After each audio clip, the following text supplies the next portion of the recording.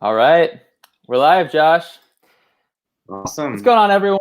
Happy Friday. Welcome to Rocket REI Life podcast. Got a very special guest today.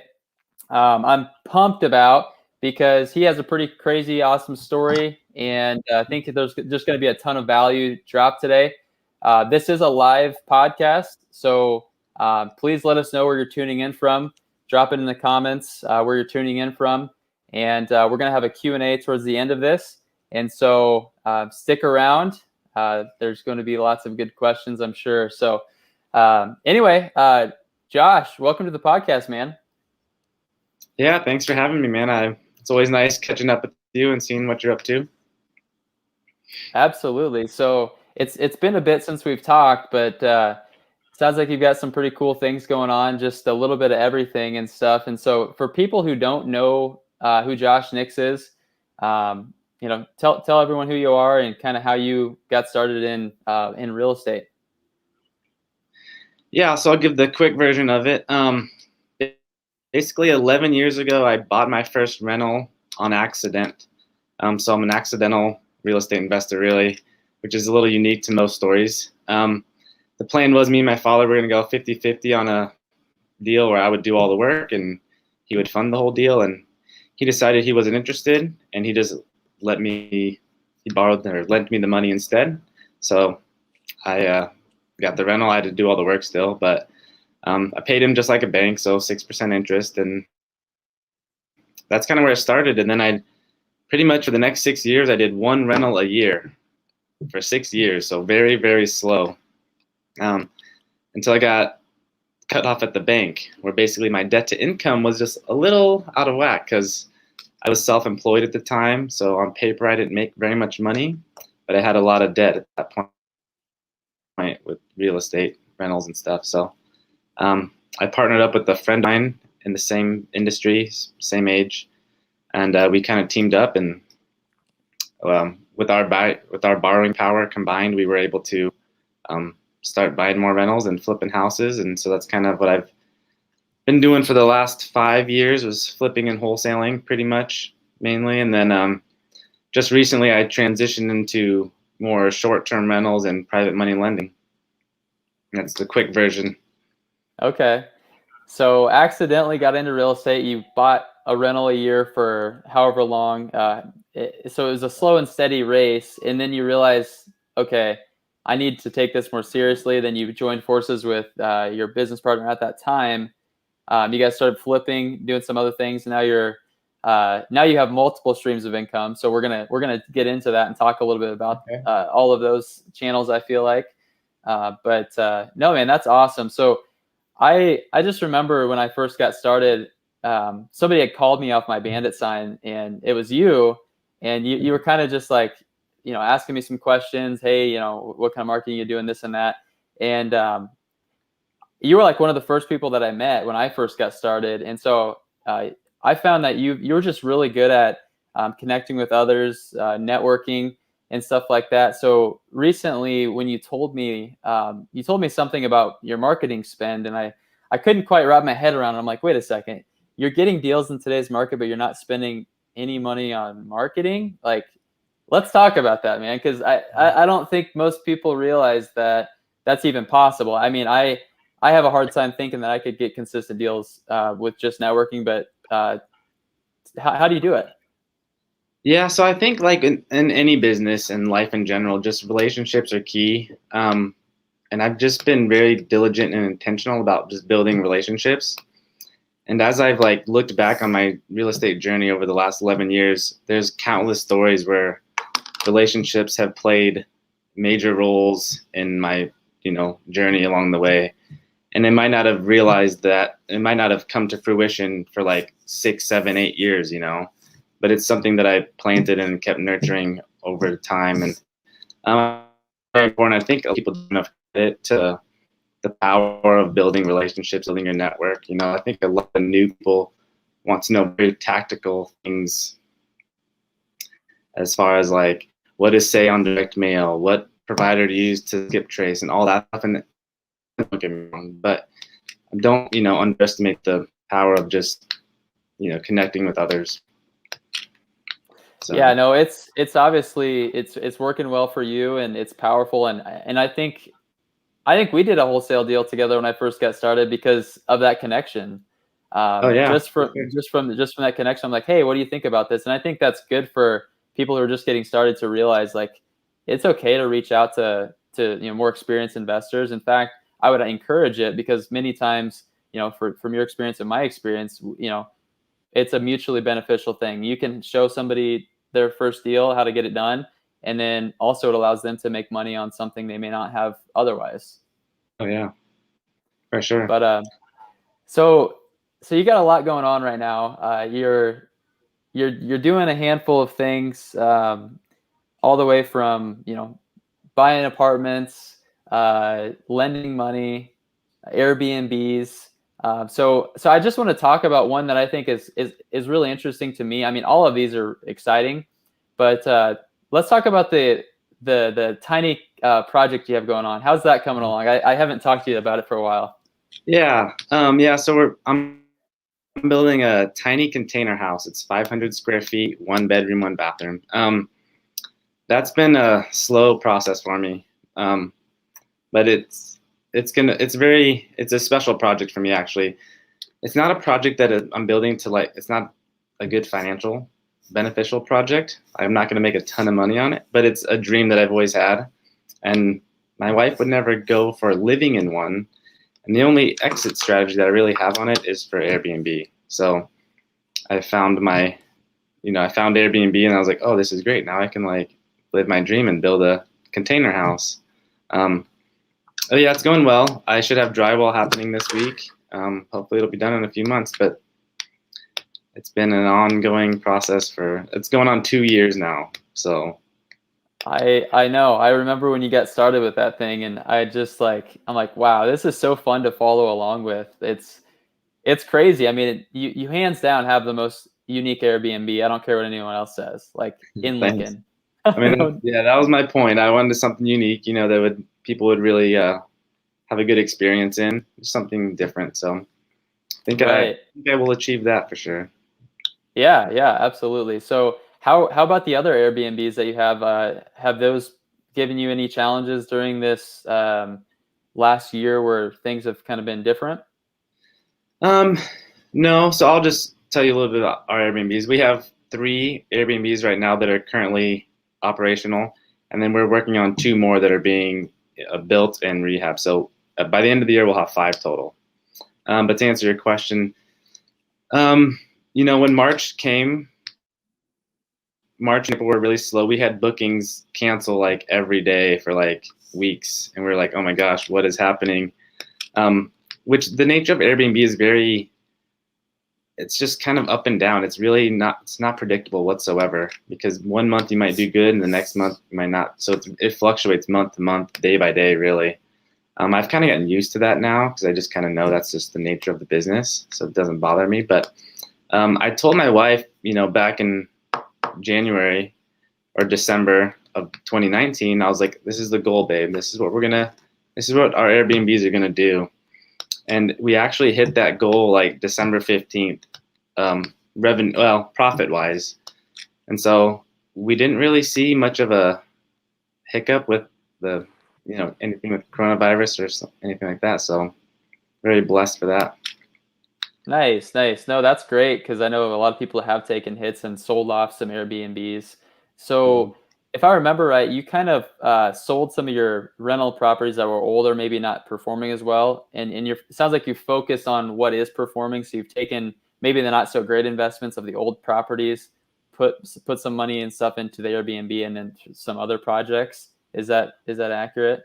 Yeah, yeah. So I think in any real estate investor's journey, they kind of go through different phases. A property that I bought 11 years ago was never meant to be a property that I was going to hand down to my kids. It wasn't that 30, 40 years I'm going to hold it. It was almost just like a stepping stone to get to the next step. And so a couple of years ago when I sold 6 rentals and the 1031 into these Airbnbs, but so that was just the right step for me to take at that point in time in my life and for what goals I had moving forward. Because my goals changed too. I used to think I wanted 150 houses, all single family. that were like 100-year-old college rentals. That's what I wanted back then. I don't want that anymore today. That sounds like a headache to me. But that's where I started, and it's good business if that's what you want, So, but yeah, I definitely did that, and I'm just looking for. Well, I did that for a couple reasons. It was less stress, less to manage, less maintenance and upkeep, and it also provided more income. It does require more work, but it's something my wife does now, and I think she enjoys it because she can be home with the kids, contribute to our family financially that way, and still have the freedom and flexibility of being a stay-at-home mom. So it works out great for us.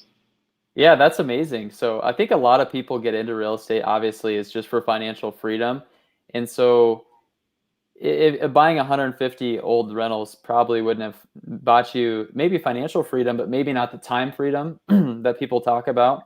And so, what would you say to somebody that's getting into real estate who's just like, I want financial wealth, and how do I get, what do I do to get there? Yeah. Oh man, there's so many different ways you could go about this. Well, real estate is a long game. I mean, it's not like you're gonna get rich quick. I mean, you can, hit some home runs here or there, but those are usually like flipping and wholesaling, more transactional. So it's not, residual income. If you want that residual income, those two other things, flipping and wholesaling, are not quite that unless you really scale it. And that's a whole nother topic. Rentals provide that, but it really takes a lot of properties or a lot of money to make it work to where you can actually create that cash flow to sustain your lifestyle that you want. I think the thing is just getting started. Like, it sounds so dumb, but if you're in real estate, I mean, I know home prices are really high right now, but I don't know that there's ever a bad time to buy real estate if you're in it for the long haul. If you're in it for 2 years, maybe not, don't buy now. But if you're going to be in it for 20, 30, 40 years, if you buy a property today, I'm like 99% sure in 20 years it'll be worth more. I can't say 100%, but it will be worth more, and that's, you got to look at the really big picture, like zoom out like, 20 years from now, and I think it'd be all right. So take action, get creative, partner up, think big, don't let money stop you.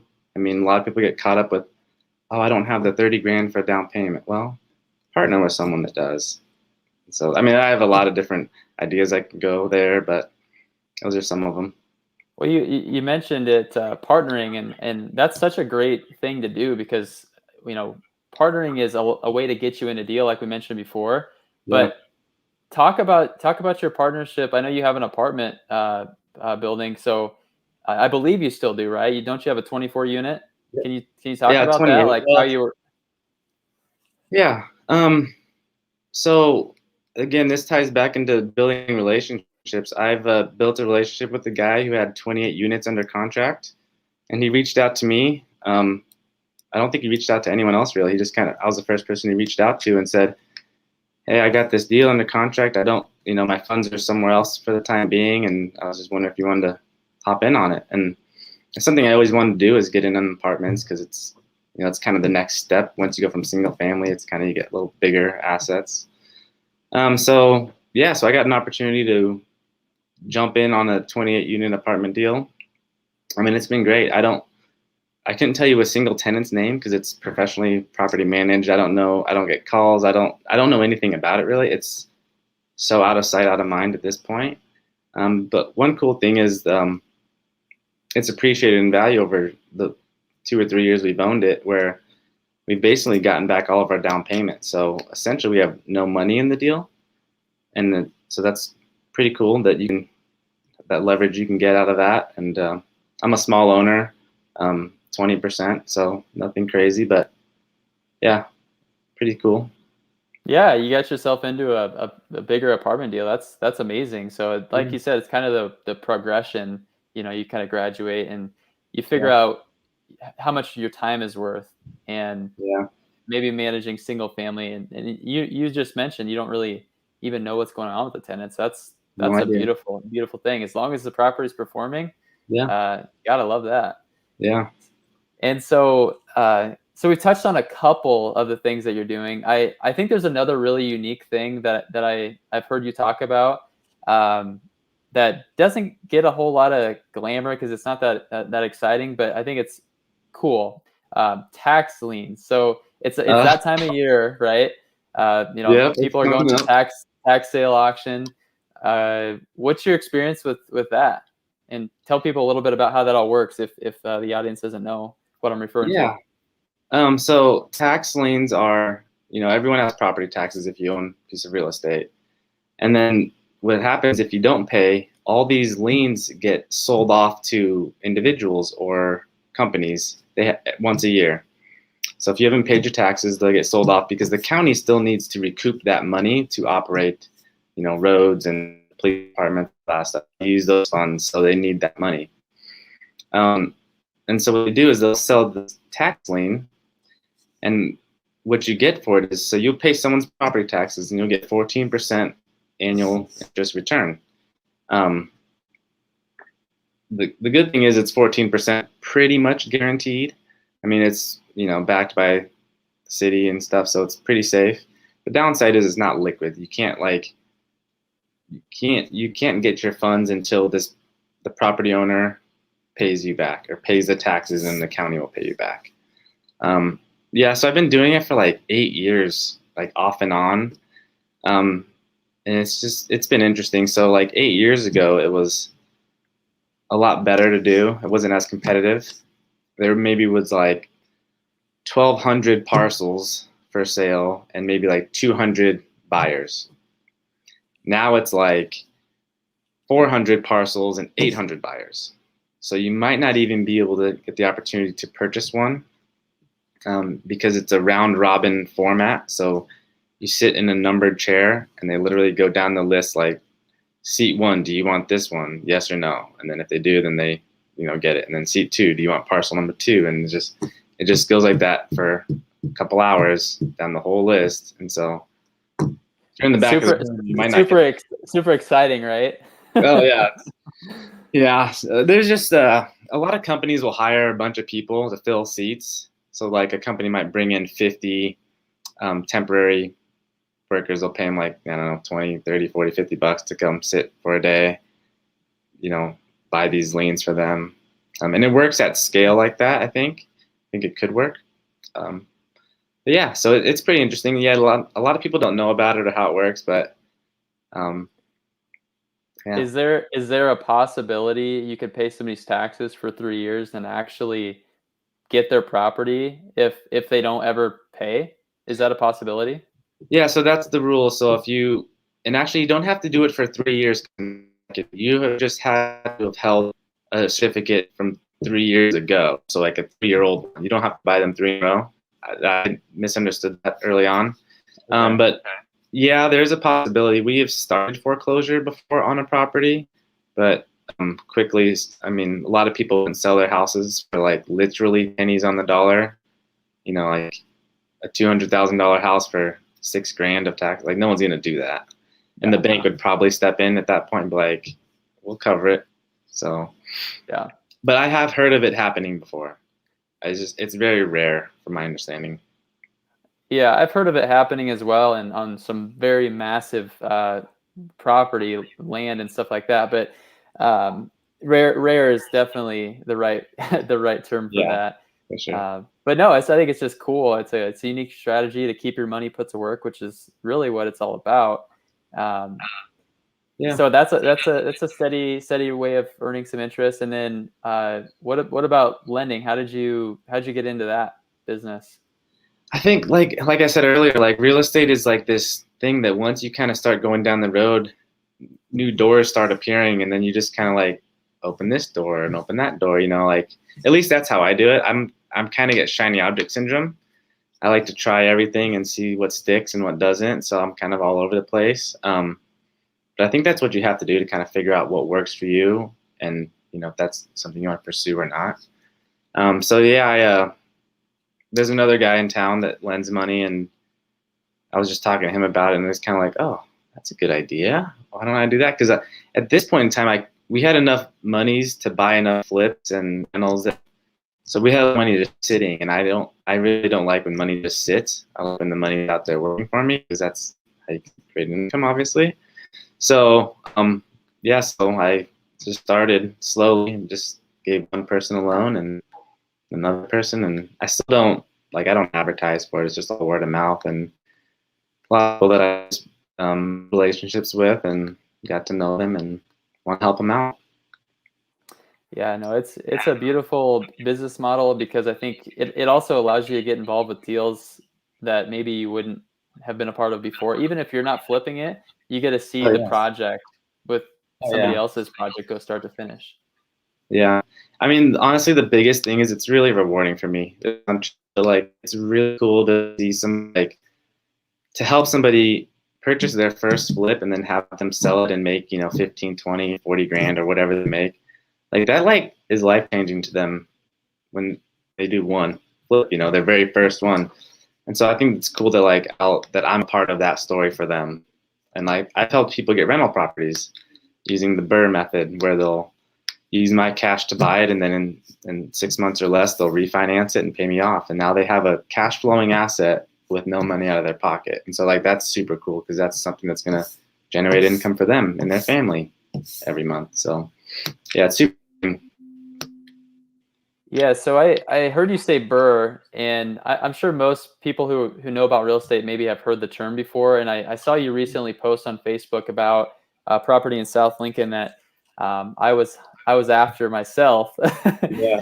that you got, which is amazing. But you talked about the Burr, so can you break that down for somebody who maybe has never heard of it, just to kind of help somebody fully understand what that process looks like? Yeah, so Burr is buy, rehab, rent, and refinance. And I'll give you an example of that. I'll use easy numbers. So let's say you find an off-market property. Typically, these are going to be off-market or wholesale type of deals, not typically on the MLS. I'm sure there could be some here and there, but anyways, off-market deals where you could buy a house for 50 grand, let's say. And at the end of the day, this house is worth 100,000 ARV after repair value. After you fix it up, it'll be worth 100. So you purchase it for 50 grand, typically with cash or a private money lender. You put in, let's say it needs 25,000 to rehab it. So now your all-in cost is 75 grand. Well, the bank's underwriting, they will typically lend you anywhere from 70 to 80% loan to value. So if the property is worth 100 after you fix it up with that 25 grand and 25 grand rehab, you could go to a bank and essentially get a loan to cover the purchase and rehab, and pay the investor off, and then you're sitting there with a house that you owe 75 grand still, but there's no money out of your pocket. Essentially, you would have recouped your rehab cost, and then you would have paid off your borrower or your lender at that point in time. So that is all I do for rentals. I shouldn't say not so much anymore, but in the beginning, all those 6 that I had when I was here, that's all I did. So it's a good strategy to really build and scale. It's a beautiful thing, and you even mentioned you kind of did that on the apartment that you guys own unintentionally. As the market appreciated, you're able to take all of your cash, refinance with the bank, and get it out of there, which is amazing. Yeah. We have 10 people sitting on here. Where's everyone tuning in from? I want to know. And also, if you have any questions for Josh, make sure to drop them in the chat here. While you guys are thinking about some questions, I gotta ask Josh, what's the craziest real estate deal that you've done or been a part of? The craziest one, I guess I love telling my free duplex story. I mean, I got a free duplex. That's pretty crazy, and it wasn't technically free, so I'll explain it. So we got 2 properties under contract for 45 grand, and then we sold one of those properties for 53. So it was kind of free in the sense that we made 8 grand, and then we were still left with a duplex essentially. So that's why I call it my free duplex. Okay, Yeah. so That's great. I'm not going to discredit that whatsoever. But I was expecting you to tell some crazy story. Like everyone's who's been in this business for long enough has like a wild, I probably do, but I can't experience. think of it off the top of my head. Okay, Um, I put you on the spot, so I guess. yeah, I don't know. Okay, so I'm sure one of the wholesales was probably the craziest because those are usually just like every wholesale has a story. I mean, there's just yeah. Gosh, I can't think of one now. But I know that when you're wholesaling, you meet a lot of interesting characters and you see a lot of interesting properties. So there's always a story with those. But if I think of one, I'll come back to it. cool. In the meantime, looks like Phil asked a question here. What advice would you give to a newbie to become successful in real estate wholesale business?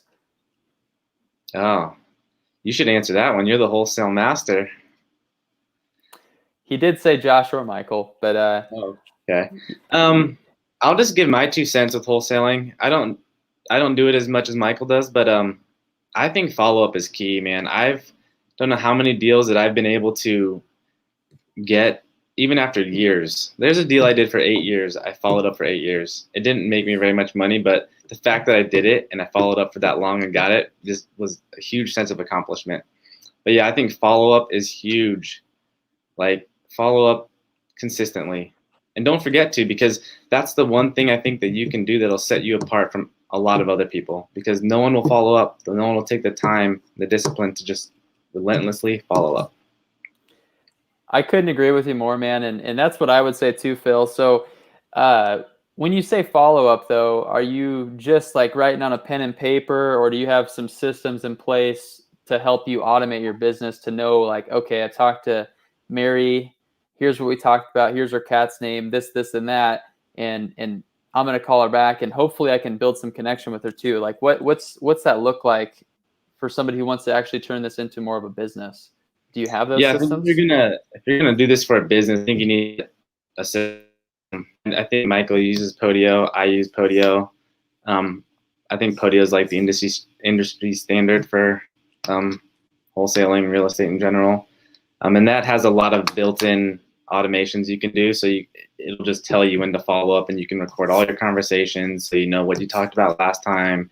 Especially when you talk to a lot of sellers, houses start to blur together. Was it a 4-bed, 2-bed? What? I mean, you don't know. So I would definitely think get a CRM of some kind. It might not have to be Podio, but just start with a CRM of some kind and just be diligent about recording the information in there, keeping track of the notes, and just, doing the task that you set for yourself. Yeah, it's so true. It's like there shouldn't be a day that goes by without you calling and talking to a new homeowner that you've had in your pipeline. And I think a big thing is a lot of people have a hard time spending the money on marketing. And I know this doesn't apply to you, but for me personally, you got to track your marketing. If you're putting, 10,000 postcards out, if you're putting, $5,000 into online advertising, whatever the case is, you have to have a way of tracking that marketing to see what that return on investment is. Because if you don't, then it gets scary. Because if you don't get a return on that, then you're in trouble. So that's the biggest thing is like marketing and then tracking that marketing. And if your marketing is talking to wholesalers to buy deals, that's perfect. But if you're trying to wholesale, you're going to have to be talking to sellers, and you're going to have a way for those sellers to hear about you, to contact you. And so that's my best advice, Phil, is marketing and tracking and systems. I mean, treat it like a business. Yeah, for sure. Phil says 8 years. Wow. You've been in the business for longer than 8 years. I told Regina, my wife, the same thing. I was like, Josh has been, no way he's been in the business for 11 years, right? Yeah, 11. Yeah, that one lead I worked on it for 8 years on that one specific lead. But yeah, 24 was when I bought my first rental. All right. So yeah, follow up for 8 years is pretty impressive. That's a record. I haven't even been in the business for that long, so you got me beat. Phil says, from what you're currently doing, what is the most effective marketing channel? And let's see here. That brings you the most leads. I'm gonna let you answer this. I'm currently in wholesaling, so I'm not spending any money. I just I'll do wholesales, but it's just network, so it's not a scalable business model, and it's free, other than my time. Yeah. You were doing some pretty heavy marketing for a while if I remember right, at the very beginning of the year, or maybe that was even Yeah. last year. Yeah. In the beginning of 2020, I was gonna double down and really just focus on wholesaling only, no more flipping. And yeah, I mean, honestly, what I was seeing from my end, and there's a lot of variables here, I was seeing direct mail was the highest response. Yeah. So I would just say direct mail, still tried and true, and it still works. But to this day, I still get calls off bandit signs. So you know what? It all works. It's just I wouldn't get caught up with which one's the best. Just like pick one and just go deep, because it all works. Text works, cold calling works, direct mail works, bandit signs work. It all works. It all works, and eventually, to turn it more into a full-time business. I know for me, it was you get really good at one, you get laser focused, and you figure out what kind of return you're getting on it, and then you introduce another, and then you get really good at that one, and then you introduce another. So then eventually you're going to have, hopefully 6 to 10 marketing channels that are just bringing in a lot of people calling you.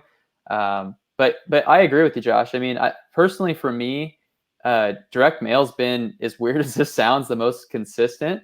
I can send out X amount of letters and I know I'm going to get calls, and I know if I'm doing my job, and doing the right thing with the seller, I should get a deal from that. So it all works. But yeah, direct mail has been pretty tried and true, and even though some might disagree. So Yeah, for sure.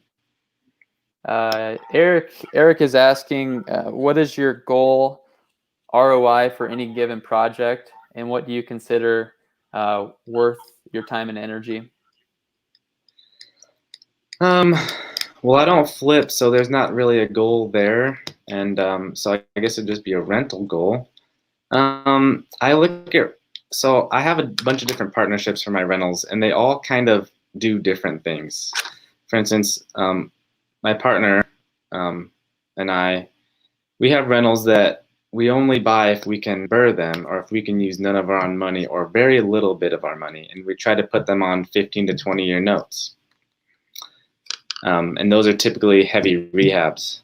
So that's kind of the process there. That's kind of the goal there, is if we can purchase something and get our money back and it still cash flows, we would typically buy it. Now I have my partner, one of my partners is my dad. So we buy rentals together, and we look at it a little differently. We're putting stuff on 30-year term notes, but we're buying like 1950s or newer properties that have equity in them. So the one we just purchased will have 50,000 of equity when we're said and done. It won't cash flow anything. I mean, it's not that great, but there's 50 grand of equity, and the tenants are paying down our mortgage for us. So that's my goal there. And then me and my wife are doing the Airbnb thing. That's not something we're really looking to scale. So I think with what we got now is good. That kind of gives you an idea. So like, it's not a one size fits all for ROI for rentals for me.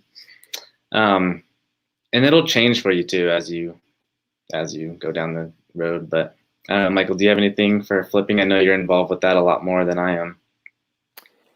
Yeah, I mean, we have a minimum that we like to make if we're going to buy a property, and it just varies. But typically, we try to at least make 20% of the purchase, and there's some variables in that. So if we buy a house for 100,000, we need to at least make 20,000.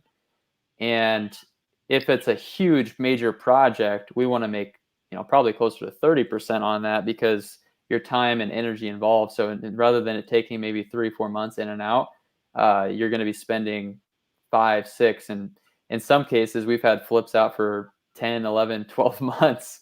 Yeah. And those you look at, you're like, if I would have just sold it as is, to another investor, I probably could have made the same amount as if after holding costs and after all of the expenses to put 50,000 into the property. So my best advice is the least amount of repairs And if you can get a 20% return, that's reasonable. I would say most people Yeah, I are guess. gonna. Yeah, I guess I could speak to that. When we were flipping 4 to 5 years, we did kind of have some metrics we would go off of. It wasn't a percentage. We had full-time guys working for us, so it was kind of the same thing as Michael. We would actually probably go down a little bit less. We would do so basically, if we could turn the property around in 1 month, I'd be okay with making 15 grand. Feels like really less than 30 days, like paint carpet. We could hire it out and know that we could guarantee make 15. And then I kind of had a little metric that read it 5 grand a month. So like if it was a 2 month project, we needed our base of 15 plus 2 months, so 20 grand. So that's kind of how I did it in ours. So I didn't really care. We flipped anything below 200K. We didn't go above 200,000, and typically our ARVs were like 140 to 180. So we stayed in a very niche market. So I don't even know percentage-wise what we would have made here and there, but if it was a 6 month flip, it had to be worth our time for 6 months to do that. That's kind of a weird way of looking at it, maybe, but that's just I had to attach time to it, because what a lot of people don't understand is, yeah, if someone makes 100 grand, but it took them 2 years to flip, well, is that good? I don't know. It could be good, it could be bad, but yeah, but if someone made 100 grand in 2 months, well, that's a little different story than taking a year. So yeah, I think you have to associate the time factor into it. Yeah, and it really does come down to your time, and then your net. What's the absolute net amount that you made? Not gross. I see people posting these checks for 40, 50,000, and we could all do it, but what about the 25, $30,000 of renovations and holding costs in there? So Yeah. yeah, it's all about the net. And then Roger Stander asks, what's your best advice for analyzing a good house hack deal?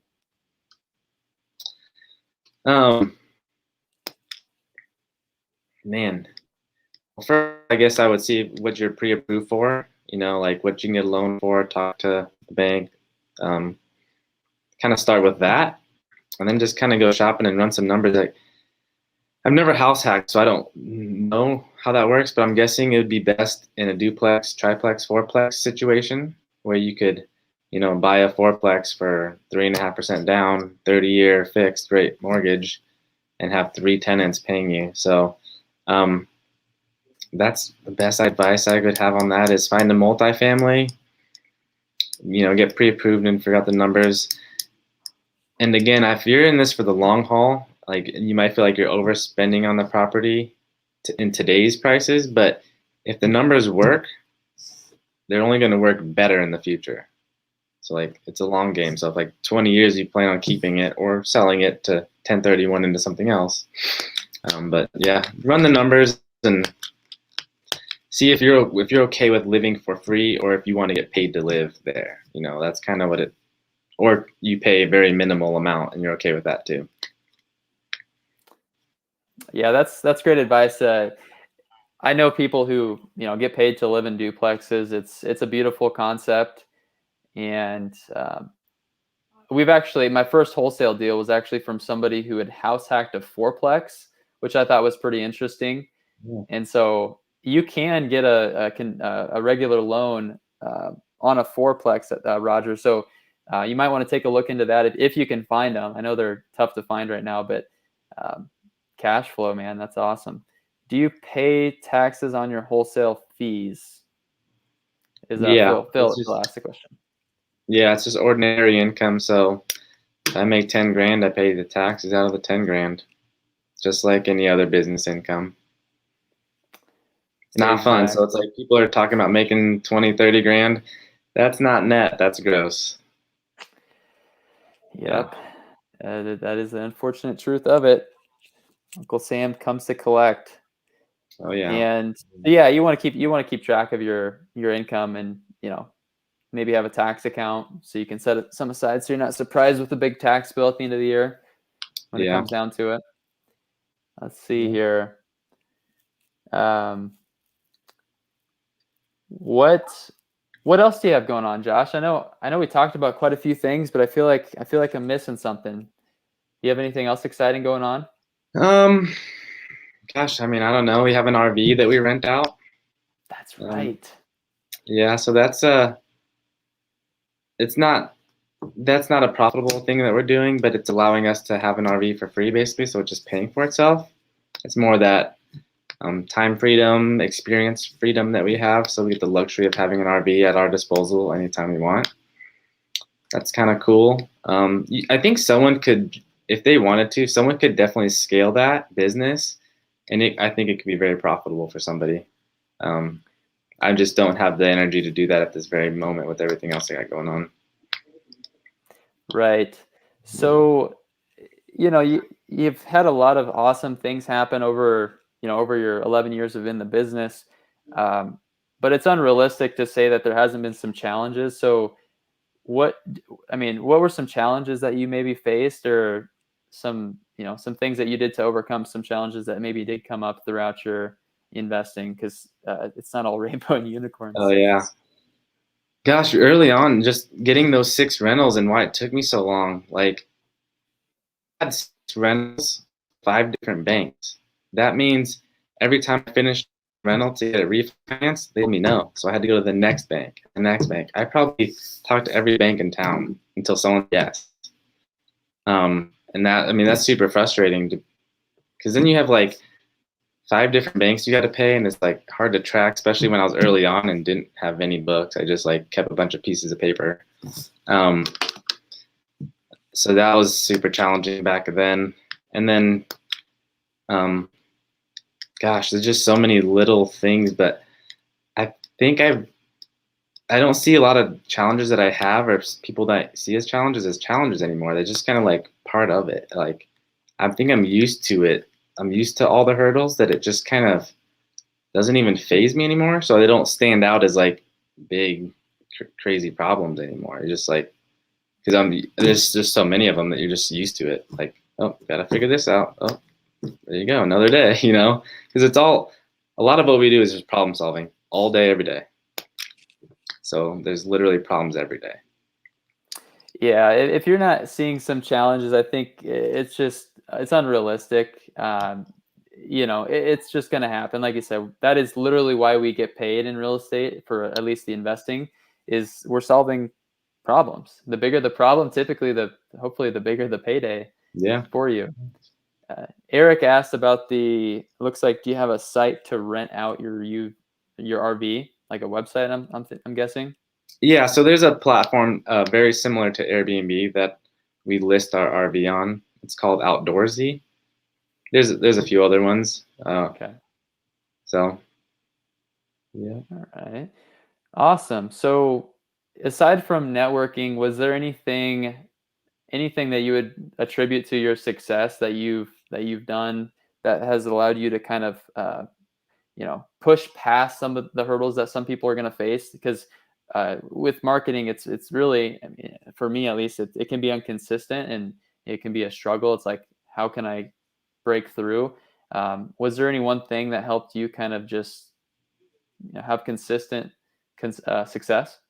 Um, no, I mean, I feel like anything I say is gonna be like overly cliche, but like it was a lot of just continuous learning and just trying to solve those problems again. Like just learning and just like so many late nights, like just plain old hard work, really. But um, yeah, I think just always be curious and always try to learn, and don't be closed-minded as to you think this is this way, but just be open-minded to other things because real estate is one of those things that you can like slice and dice so many different ways to make it work.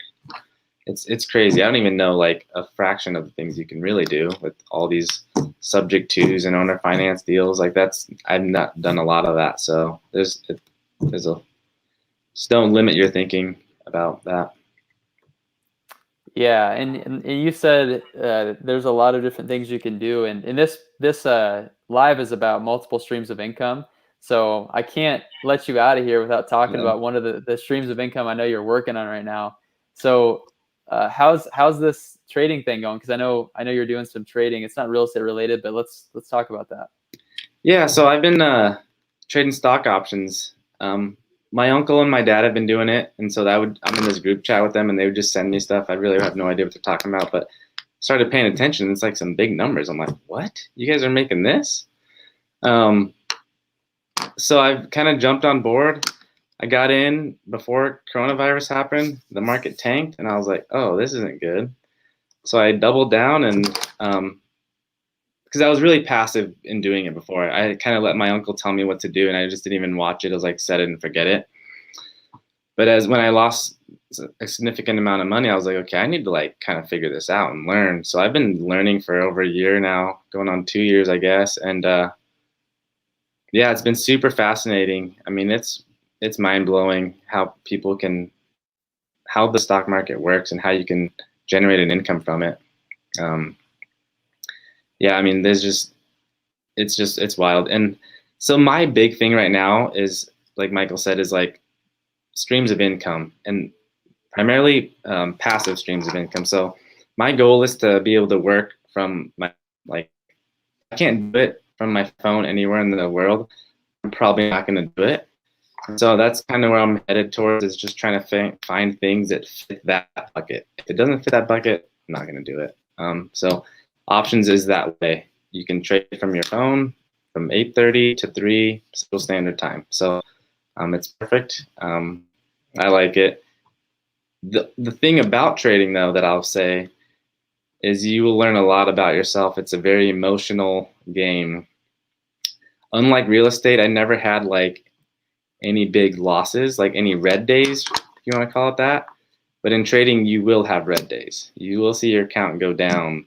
You know what I mean? And it's terrifying because you're kind of out of control. Like you don't have no control in this situation. So you learn a lot about yourself and your emotions, and develop disciplines out of that for sure. So That's cool. When you started talking about that, I was super intrigued. I'm reading a real page turner right now on options tradings, and I've had it open since the beginning of the year and I haven't finished yet. But I think it's good to diversify, and no risk, no reward. So you got to be able to live with that if you're going to put your money into an investment like that.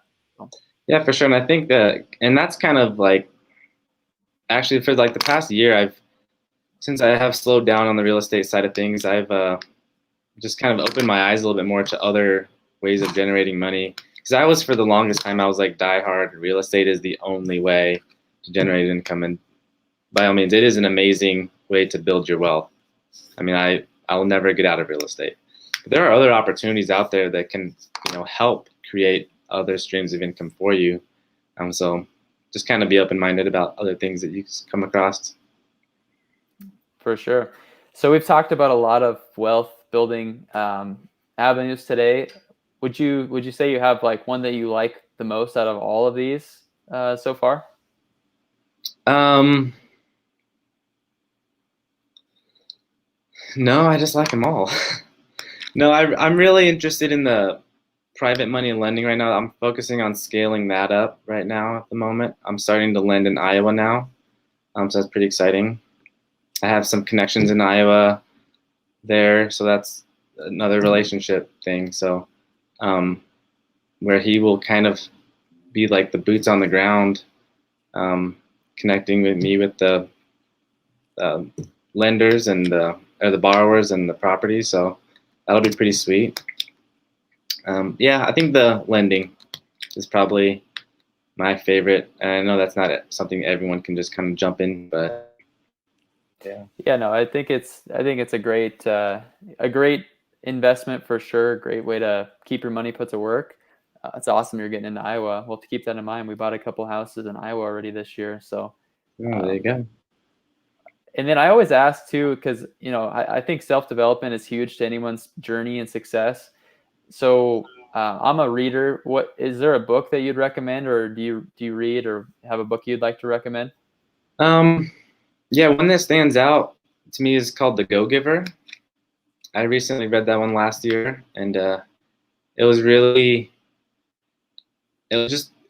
felt like it was like talking to my soul. Like it was like how I if I wrote a book, that's how it would be. I feel like because it's basically a lot about relationships. I mean, nothing like very tactical business stuff, but it's just like the mindset and the ideas behind it are very good. So I recommend The Go Giver, and it's a quick read. It's an easy read and it's pretty short. I would agree. You got to check out Go Giver, guys. It's a great book, and it'll make you realize that you're not giving enough. You're not networking good enough, or whatever the case is. So that's a good book. And then also, what is one final thought? I guess before I say that, if anyone has any more questions, make sure to put them in the chat. And if you're getting value from this podcast, make sure to subscribe and like and share with your friends. And looks like Ryan jumped in here. But before I ask that question, I'm going to ask you something to think about before I ask the question. Is one final thought or piece of advice that you'd like to leave listeners with? While you're thinking about that, though, Ryan asked, "What's your favorite non-real estate podcast?" Oh, let me look at my phone really quick. It's called The Making of a DM. Mark Evans, he's an entrepreneur. He actually got his start early, but he doesn't talk anything about real estate anymore. He's kind of past that stage. But The Making of a DM, it's really like blunt in your face. So if you don't like cuss words or like the hard truths, I wouldn't recommend it. But that's sometimes what I need is just like a fire under my butt and kick in the butt. So yeah, it's a good one. It really gives you a reality check sometimes. Yes, I've listened to a couple episodes, and I would agree. If you need to have a wake up call and be told what to do, that is definitely a good podcast to check out. Yeah. So awesome, cool. If anyone has any more questions, feel free to put them in the chat. But otherwise, we won't keep Josh. I know he's a busy man, and I guess no one has any questions. What's one last thought that you'd like to leave everyone with? Oh man, I'm a dreamer, so I just say think big. You know, don't let limiting beliefs stop you. Just think big and think anything is possible because you'll be surprised at what you can accomplish. That's it. True that. Awesome, man. Yeah. Well, thanks again, Josh, man. It's been awesome catching up with you, and I appreciate you coming on and stuff. Where can people learn more about what you're doing, your journey, and everything you have going on? Instagram, Joshua Nix is my handle. Facebook, Josh Nix. Those two are the main places where I'm active on social. I'm working on a website. It'll be joshnix.com. So you just Google me or search me on those platforms, you'll find me. All right. When's the YouTube channel coming out? Oh, I don't know about that. Not yet. Awesome. Cool, man. Well, I appreciate you. Thank you again. So much value today. So thanks again. And thank you all for tuning in. Until next time, I'll catch you later. Awesome. Thanks.